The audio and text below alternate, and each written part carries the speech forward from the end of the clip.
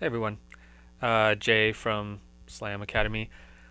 So one of the things that I see in students all the time is they come in and they can make good tracks, they can make good beats, they can work with synthesizers, and all of those things. If they're not good at it, we can teach them. But the one thing that trips up most people that come in here that are otherwise really successful producers already, they're making awesome stuff, but it takes them a really long time because they don't know how to work with the notes.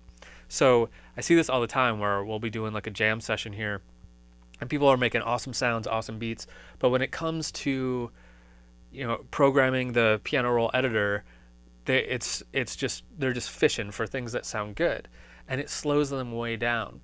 So that's why I put together this music theory for electronic musicians curriculum. What we're doing here is focusing entirely on what notes sound good together, how to use that piano roll editor. When you're working on a track, you can poke around in the piano roll editor and find something that sounds good.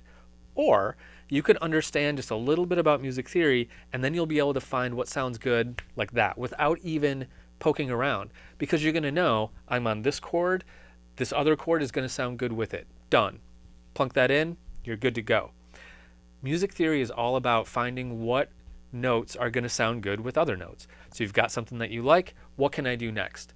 You can do this, this, or this, because you know the basic rules of music theory. It's going to tell you what your possibilities are for the notes that could come next. Without any fishing, you can go faster, much, much faster, because you don't have to guess. There are rules, you follow them, it's going to sound good. You break them, and it's either going to sound bad or awesome. Breaking the rules is a big part of music theory, and that's how you do innovative things. But before you get there, there's a couple rules that we need to know, and that's going to have you producing better tracks faster. That's why I think every producer needs to know at least the fundamentals of music theory, and that's what we're going to be covering in this new online program that we're starting, the Music Theory for Electronic Musicians.